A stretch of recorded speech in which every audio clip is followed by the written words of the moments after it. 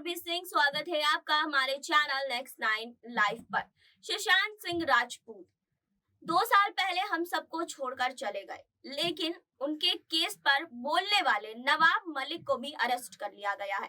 आपको बता दें कि नवाब मलिक को सुशांत सिंह राजपूत के बयान पर नहीं बल्कि मनी लॉन्ड्रिंग के केस में गिरफ्तार किया गया है। ईडी ने कल ही उन्हें समन भेजा था और कल ही उनको पूछताछ के बाद गिरफ्तार किया।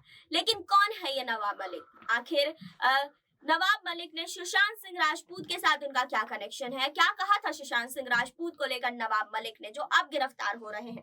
जी आपको बता दें कि सिर्फ सुशांत नहीं, आर्यन खान मामले में भी उन्होंने बहुत बार गवाही दी थी। उन्होंने यहाँ तक कह दिया था कि समीर वानखेड़े जो इस केस की कार्रवाई कर रहे हैं, समीर वानखेड़े को सुशांत सिंह राजपूत केस में भी देखा गया था कि उन्होंने बहुत सारी कार्रवाई की थी। और नवाब मलिक ने समीर वानखेड़े को लेकर भी बहुत कुछ कहा था कि इसे गिरफ्तार होना चाहिए, अब ये अरेस्ट होगा।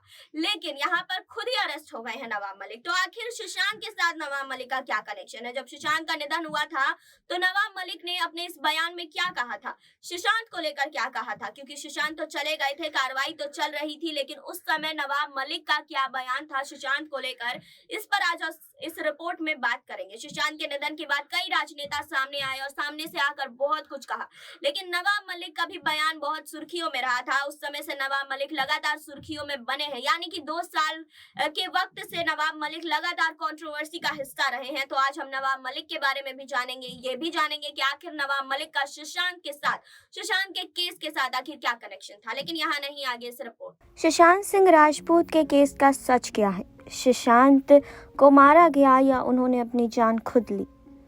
अब तक सीबीआई ने कुछ भी स्पष्ट नहीं किया। इसका मतलब महाराष्ट्र सरकार को बदनाम करने के लिए साजिश रची गई थी। अब जो है ये आरोप किसने लगाया होगा? आपको बता दें कि अभी हाल ही में एनसीपी नेता नवाब मलिक को मनी लॉन्ड्रिंग के केस में गिरफ्तार किया गया है। उन्होंने ही ये बड़ा बयान सुशांत सिंह राजपूत के मामले में दिया था। नवाब मलिक ने कहा कि कोई भी घटना होती है तो उसकी जांच उस घटना से संबंधित राज्य में होती है, उस राज्य की ही जांच एजेंसी के माध्यम से होती है। लेकिन सुशांत सिंह राजपूत के प्रकरण में बिहार सरकार ने इसे जान से मारने का केस दर्ज कर दिया। अब पूरे प्रकरण को सीबीआई जांच के लिए सौंप दिया। सीबीआई इतने सालों से इस मामले में जांच कर रही है और अब तक नहीं पता लगा पाई कि आखिर सुशांत के साथ क्या हुआ था। नवाब मलिक ने यह भी आरोप लगाया था कि बिहार चुनाव में राजनीतिक फायदा उठाने के लिए सुशांत सिंह राजपूत का मुद्दा गरमाया गया था। इसी तरह की बात महाराष्ट्र प्रदेश कांग्रेस कमेटी के सेक्रेटरी और प्रवक्ता सचिन सावंत ने भी की थी। सचिन सावंत ने कहा था कि एम्स पैनल द्वारा सुशांत सिंह राजपूत के साथ जो भी हुआ उसे काफ़ी ज़्यादा दिन बीत चुके हैं। सीबीआई आज भी इस मुद्दे पर मौन रख रही है। सीबीआई पर कोई दबाव तो नहीं है। अत्यंत प्रतिष्ठा का प्रश्न बनाया गया। सुशांत सिंह प्रकरण की जांच में 1 साल में क्या प्रगति हुई, जांच की क्या स्थिति है? महाराष्ट्र से संबंधित जांच जानबूझकर अंतहीन रखने के लिए मोदी सरकार ने आदेश दिया है क्या? ये सीबीआई तत्काल स्पष्ट करे, ये मांग सचिन सावंत ने की थी। वहीं आपको बता दें कि इस पर जो है वो काफ़ी सारी बातें पहले भी हो चुकी थी। नवाब मलिक कई सारे आरोप लगा चुके थे।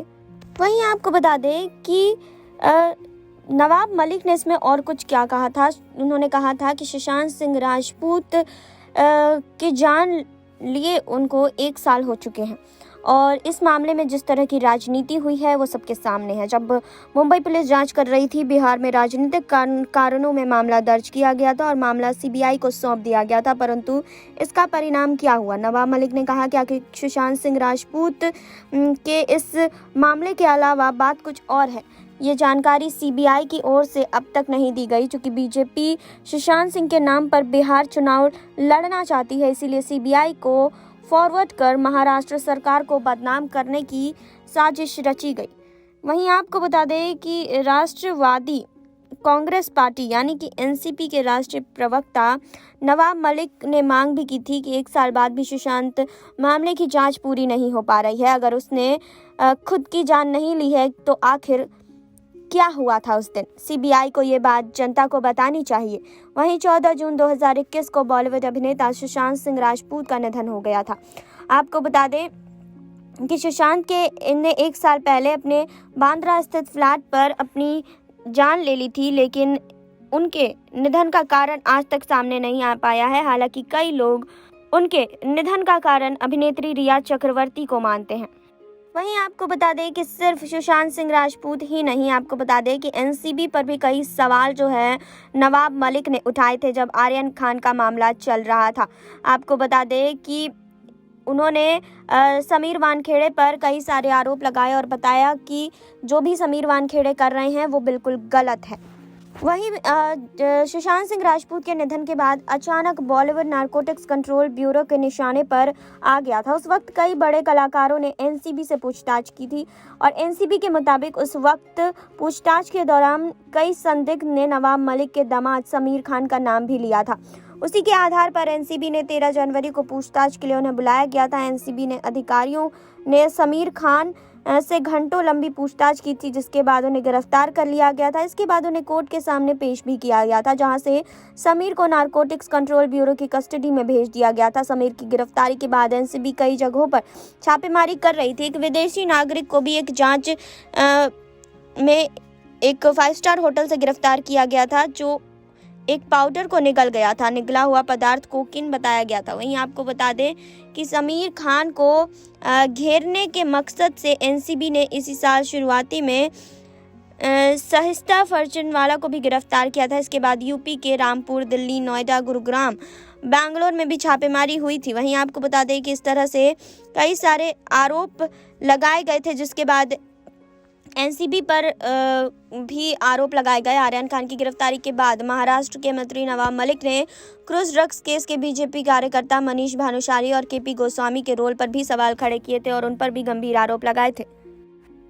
वहीं आपको बता दें कि ईडी ने मनी लॉन्ड्रिंग मामले में बुधवार दोपहर महाराष्ट्र के मंत्री नवाब मलिक को गिरफ्तार कर लिया। तकरीबन 8 घंटे चली पूछताछ के बाद ईडी ने इस कार्रवाई को अंजाम दिया। गिरफ्तारी के बाद एनसीपी नेता की जेजे हॉस्पिटल में मेडिकल जांच कराई गई और फिर आरोपी को पीएमएलए कोर्ट में पेश किया गया और सुनवाई के दौरान ईडी ने कोर्ट से आरोपी मलिक की रिमांड के लिए 14 दिन की हिरासत भी मांगी। कोर्ट ने 8 दिन के लिए यानी 3 मार्च तक नवाब मलिक को ईडी के रिमांड पर भेजा है। और आपको बता दें कि गिरफ्तारी के बाद मंत्री नवाब मलिक की ओर से ट्विटर पर लिखा गया है कि ना डरेंगे ना झुकेंगे, 2024 के लिए तैयार रहिए। कुछ देर बाद एक और ट्वीट किया गया कि कुछ ही देर की खामोशी है, फिर शोर आएगा, तुम्हारा तो सिर्फ वक्त है, हमारा तो दौर आएगा।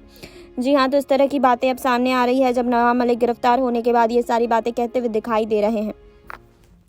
देखिए अभी ये रिपोर्ट आपने जाना कि नवाब मलिक और सुशांत के कनेक्शन के बारे में। नवाब मलिक भले ही मनी लॉन्ड्रिंग के केस में गिरफ्तार हुए हो, लेकिन 2 साल से लगातार कंट्रोवर्सी का हिस्सा रहे हैं। चाहे सुशांत के मामले में रहे हो, चाहे आर्यन खान केस के मामले में रहे हो, लेकिन लगातार नवाब मलिक का नाम सुर्खियों में रहा है। लगातार नवाब मलिक हमेशा से सुर्खियों का हिस्सा रह चुके हैं। तो आप इस रिपोर्ट पर क्या कहना चाहते हैं? आपकी क्या राय है? कमेंट बॉक्स में हमें बताइए। जुड़े रहिए हमारे साथ, लाइक कीजिए, सब्सक्राइब कीजिए, बेल आइकन दबाना बिल्कुल ना भूलें।